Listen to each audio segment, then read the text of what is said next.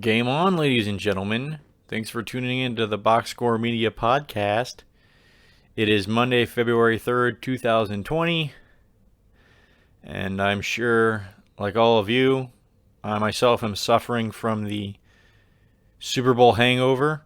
I'm not a drinker. I don't drink alcohol, but I did eat a lot of food, some dips, some chips, 3 different kinds of wings with hot sauce. I am just in a carbohydrate coma right now. But since it is the day after the Super Bowl, there's no reason to hold off on this podcast. And just a reminder, log on to YouTube and look up Box Score Media to find the Box Score Media podcast every Monday and Friday, hosted by yours truly, Jay Keaton. Okay, so let's get started. As everybody saw, the Kansas City Chiefs defeated the San Francisco 49ers 31-20. It was an epic game. I thought it was very good to watch, a lot more enjoyable than last year's. I predicted the Chiefs winning by 14 points, and I was close. They won by 2 scores, 11 points, but I was a little off my prediction. But the game kind of went exactly how I thought it would. You had San Francisco strike early. They held Kansas City to a 3-and-out their first drive. Kansas City took a 10-3 lead. Then, of course, 17 unanswered for San Francisco. They led 20-10. Crucial interception in the third quarter. And you would have thought that San Francisco had it made. It was in the bag. They had it won. But the Chiefs proved why they had 3 comebacks this year in the postseason, because they are too talented offensively to be held down. So, very impressive to watch, very exciting. I'll start off with 3 reasons that the Chiefs won and then 3 reasons the 49ers lost, okay? Let's start off with the 3 reasons the Chiefs won. Number 1, Patrick Mahomes refused to quit. After that interception in the third quarter, when they were driving and was intercepted off the tip, off the deflection, I think there was only like 4 minutes left in the third quarter. You thought it was pretty much over. He had 1 rushing touchdown, no passing touchdowns, 2 interceptions. He was about 50% passing at this point. He looked shaken. His throws were absolutely horrible. He was missing wide open receivers. Sammy Watkins, he was short hopping them, throwing over guys' heads. It was looking scary. I thought for sure San Francisco was going to win it, but the Kansas City just kept fighting. And Mahomes, once he got in that rhythm in the fourth quarter, it was going to take a lot for San Francisco to put them away, and they just couldn't do it. So number 1, Patrick Mahomes' ability to push through the bad plays, bad throws, and get the win. Number 2, Damian Williams. He had 17 carries, 104 yards, and a touchdown. Kansas City was able to run the ball against a tough defense led by Nick Bosa. That defensive line, and I thought Mahomes kind of left some yardage on the field, because there was a lot of times where I thought he felt the pressure, and he threw the ball when he shouldn't have. He could have tucked it and ran for a lot more. He needs to learn how to freaking slide, though. I don't care how good he is. He's going to end up getting popped one day if he doesn't start learning how to slide. He had that, their first touchdown was a 4th and 1 because he fumbled the ball out of bounds backwards because he was refusing to slide. And then there's a couple unnecessary hits. I don't know what he was trying to do. Juke, spin, I don't know. But a lot of unnecessary hits that could have cost them big time. He gets out of the game, they're done. I don't know who their backup is. I don't care who their backup is. He's out of the game, and they're done. So number 2, Damian Williams, the Chiefs' ability to run the ball. He had a touchdown. He had some late catches. He was definitely a factor late in the game. And number 3, Kansas City's defense stepped up when they needed to. Bend not break. I was impressed. I said their defense was underrated. They showed they were underrated. The game plan, I thought they did a great job for the most part. Then Emmanuel Sanders, he had some good runs.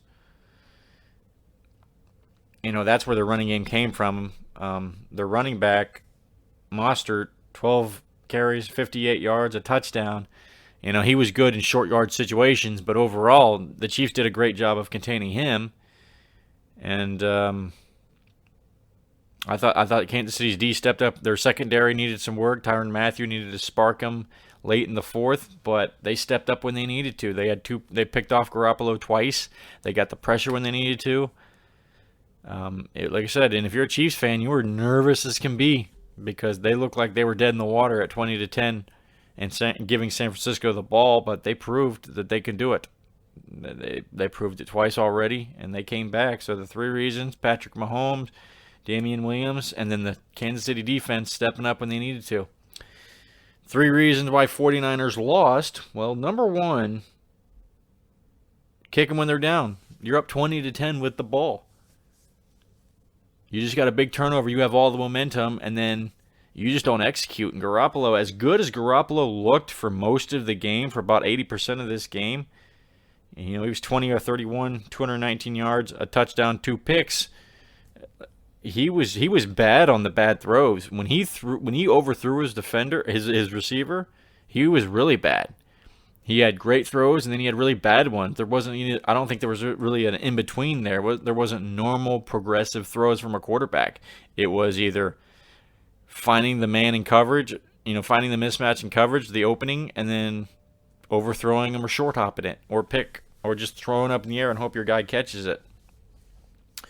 Number 2, penalties, of course. And yes, late in the first half, that 50-yard bomb from Garoppolo to Kittle, that was offensive pass interference. I know a lot of Saints fans out there getting pissed off saying, what the hell was that? Where was that during the Minnesota Vikings game when Kyle Rudolph pushed off for the game-winning touchdown? I thought they were both pass interference calls that should have been called. It's one thing to have your arm extended, looking back for the ball with contact to the defender. But as soon as you push off and that defender goes backwards because of your arm strength shoving him off, it's a flag, and it should be called. Just because you're looking back for the ball doesn't mean a damn thing. I thought it was offensive pass interference in real time and in slow-mo, and he was in shock. George Kittle was in shock when they called it, but it was the truth. It is what it is. And I thought the size difference against the linebacker, he probably didn't even need to do that. If he would have jumped up in the air, he probably would have caught it, maybe a couple yards short. But it was a big penalty. And then you had the defensive pass interference on the third down against Kelsey. And yes, that was pass interference. He was playing the receiver, not the ball. He turns around. I love it when they the defensive back tries to turn around like at the last second after they already feel the ball hit him in the back. That's when they want to turn their head around and say, I was looking back for the ball. No. You have to be looking at it before it gets anywhere close to the receiver. That was also a penalty. Hey, you might not agree with the rules, but it is the rule. And it cost them big. And number 3, I'm going to have to go to the defensive secondary of San Francisco. As good as you played, you left a lot in the second half. Richard Sherman had a lot of. When Sammy Watkins hit, I think it was like a 26-yard gain or something like that. He burned him. He flat out burned Richard Sherman. And then when Williams had that receiving touchdown to take the lead at 26-20, or 24-20. He flat out was late to the play, and he wasn't able to make the tackle in time. He did a hell of an effort, but it wasn't there, and not from Richard Sherman standards. You want to talk about hyping up Mahomes? How about hyping up Richard Sherman, who's always been that trash talker? He can't say there were sorry receivers that game because those receivers burnt his ass. Excuse me. He was flat out burnt. So the secondary, leaving Tyreek Hill, you covered him most of the game, leaving him wide open, leaving Watkins wide open, giving Kelsey the openings in the secondary. Those were plays they were making the whole game until the fourth quarter. Forget about the second half. The fourth quarter, they just let up. The secondary let up, the coordinators let up, the head coach let up, and you know what? They should have stepped on their necks when they had the chance and they didn't. And those were the reasons they lost. You know, the turnovers, the penalties, and the secondary. So overall, great Super Bowl, very enjoyable. Halftime show was spectacular. Shakira, J-Lo, hats off to you guys. Showing. I was very impressed with it overall. Very enjoyable. It's always good to see comebacks. I think comebacks are part of a good game, exciting game. When you're thinking one thing and something else happens. I always say, forget about great offensive games. Forget about great defensive games. Football gets predictable.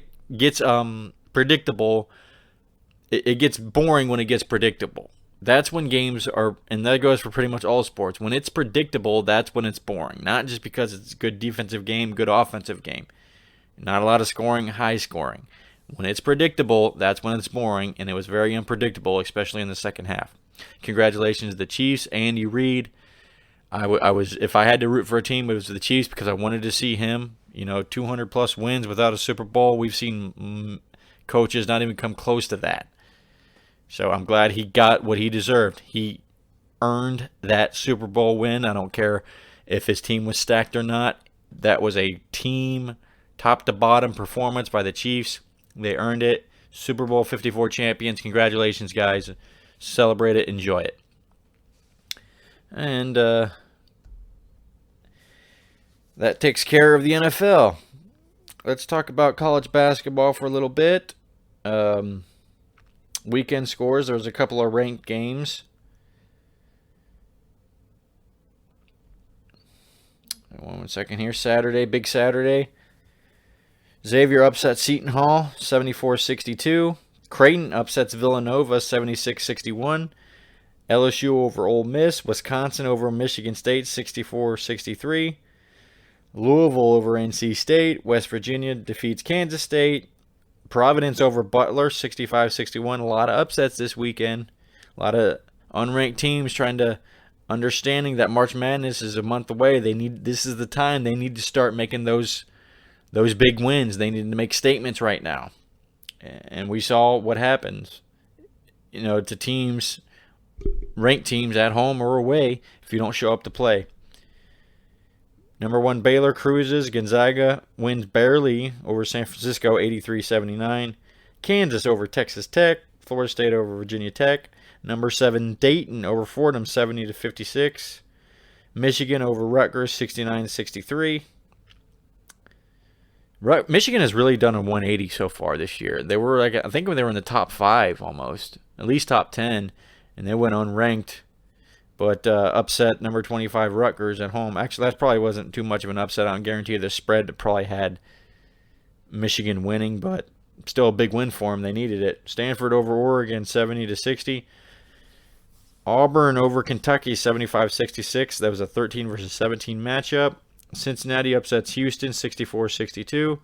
Tulsa over Wichita State. Penn State over Nebraska, Duke over Syracuse, San Diego State over Utah State, and Colorado over USC, 78-57. That's a lot to digest at once, but it is what it is. Top 25 right now, 1 through 5. You got Baylor, Gonzaga, Kansas, San Diego State, and Louisville. San Diego State right now at 23-0. I believe they're the only undefeated team in college basketball. 6 through 10, we have Dayton, Duke, Florida State, Maryland, and Villanova. This is the AP Top 25. 11 through 15, you got Auburn, Seton Hall, West Virginia, Oregon, and Kentucky. 16 through 20, you got Michigan State, Iowa, LSU, Butler, and Illinois. 21 through 25, Creighton, Penn State, Arizona, Colorado, and Houston, rounding out the top 25. Okay, how about a little love for women's basketball? Top 25 rankings for women's college basketball. South Carolina, Baylor, Oregon, UConn, and Louisville are their top 5. Stanford, NC State, Mississippi State, Oregon State, UCLA are the top 10. 11 through 15, you got Gonzaga, Arizona, Maryland, DePaul, Kentucky. 16 through 20, Texas A&M, Florida State, Indiana, Arizona State, and Iowa. And 21 through 25, you have Northwestern, South Dakota, Tennessee, Missouri State, and Arkansas. That's the women's top 25. South Carolina and Baylor are right there, one loss apiece. I haven't made a prediction yet for the women's tournament, but I'll say South Carolina. I mean, a lot of noise right now, looking good. I'll say they'll win the championship. Okay, that takes care of basketball. Go ahead and skip the NBA. Later on, I'll give you key games for the NBA to watch tonight.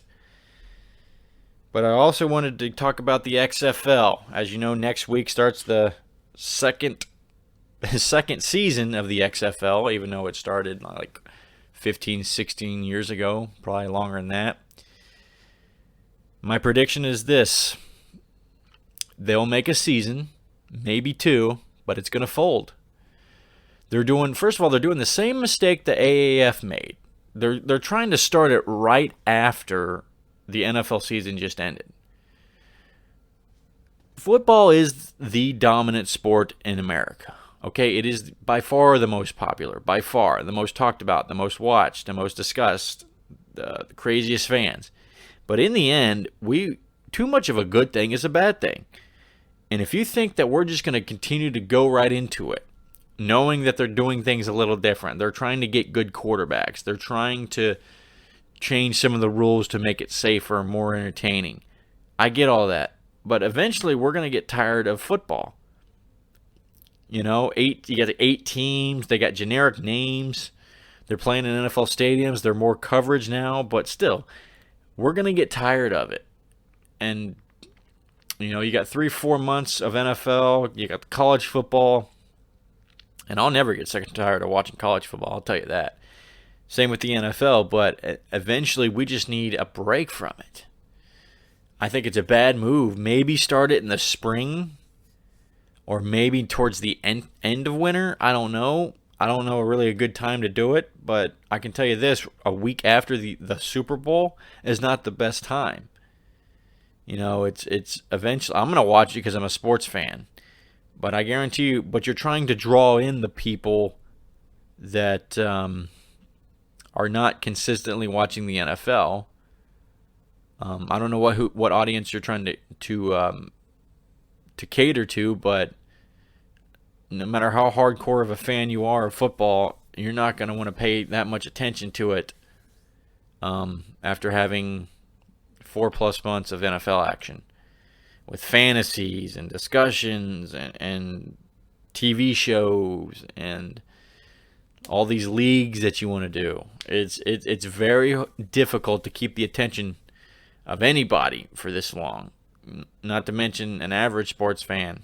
So very interesting to see. I'd say they'll finish the season, maybe 2 if they get renewed, if they do things right, but in the end it's going to fold because college football is still the foundation of amateur football. And it always will be. And this is professional. They're getting paid. And the other, they have some cool rules, like you don't have to stay 3 years out of high school to play. The different contract negotiations, a little more flexible. But in the end, it's not the NFL. It's not the NCAA. It's a random league that you're trying to start from the ground up. I don't care how many billions, and because they got more money backing it than the AAF, they have a chance to make the league go a little bit longer. But in the end, it's going to fail. It's going to flop. And it's just going to be another, example of why you can't compete against the NFL or college or the NCAA. It's just the way it is. It's the way it's always going to be. Too much time and money have been put into it to change things now. And that is all I wanted to say about that. So let's go ahead and talk about the games tonight for February 3rd. A lot of good action in the NBA. You got the Warriors versus the Wizards. Magic taking on the Hornets. Pacers hosting the Mavericks. Indiana 5.5-point favorite. Should be a good one. You got the Celtics at the Hawks. Boston only 6-point favorite. I think the Hawks can actually upset them. I'm going to go with the upset. The Hawks take out the Celtics. Really big fan of Trae Young. I wish he would go to the Jazz. Somehow the Jazz need to make a trade for him. I think that he would take any offer right now. I understand trying to build around him, but this is 2 straight seasons of a losing record, and you've gone backwards. I thought they would be a 5th place team in the East this year, making the playoffs. Turns out they're going to be last place. It's embarrassing. 76ers taking on the Heat. 76ers given 2.5. Grizzlies against the Pistons. Kings against the Timberwolves. And the late game tonight, Clippers hosting the Spurs. LA 8.5-point favorite. I say they cover and then some. All right, you got Florida State against North Carolina. I think Florida State rolls easily. Baylor traveling to Kansas State. I think Baylor covers a 7.5-point spread. And then Kansas Jayhawks taking on Texas. Kansas 14.5-point favorite. I think Texas covers, and they win. And Kansas wins by like 10. Big game in women's college basketball tonight. UConn against Oregon, number 3 versus number 4. Should be a good one. And let's not forget about the hockey fans out there. You got the Panthers taking on the Maple Leafs, the Stars against the Rangers, and the Flyers against the Red Wings. And I still have no idea what the hell minus 220, minus 130, minus 185, what that even means. I think baseball and hockey are the same way. Like, whatever this prediction is, this spread is, I'll never understand it.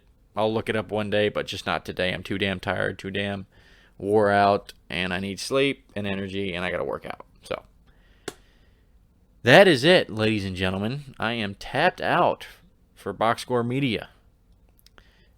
Great Super Bowl. Very interested. Commercials were too long. Can we stop trying to make everything comedic and maybe just informative? But congratulations again to the Chiefs. Kyle Shanahan, head coach of the 49ers. Stop choking. You choked as an offensive coordinator for the Falcons. You choked as a head coach for the 49ers. You got you had a 28-3 lead as an offensive coordinator against the Patriots. You blew it. And then you have a 20-10 lead with the ball in this game, and your team is just stepping on Kansas City, and you find a way to lose it. I hope he gets this figured out, because it seems as if he knows what he's doing, but he just doesn't know how to close. Andy Reid had that same problem. He could do really well in the regular season, and then somehow in the postseason he just could not figure it out. You couldn't win when it mattered most. But he'll figure it out. I think so. He's young. He's talented. He's proven how good he is. But in the end of the day belonged to the Chiefs. And I'm glad they won it. 50 years ago they won it. They won it again. Andy Reid gets his first Super Bowl. Congratulations. Patrick Mahomes wins MVP by default. And that is it. And that wraps up the NFL for the season and the XFL. Let's see what you can do, I'm hoping for the best, but I think it's just going to be another failed attempt to try to compete against the NFL and the NCAA. So, thanks for tuning in to Box Score Media Podcast. This is Monday, February 3rd, 2020. I'm your host, Jay Keaton. I will be back at it Friday evening, so giving predictions on what's going to happen this weekend. All right, thanks for tuning in, guys and girls, and I will catch you on Friday, players.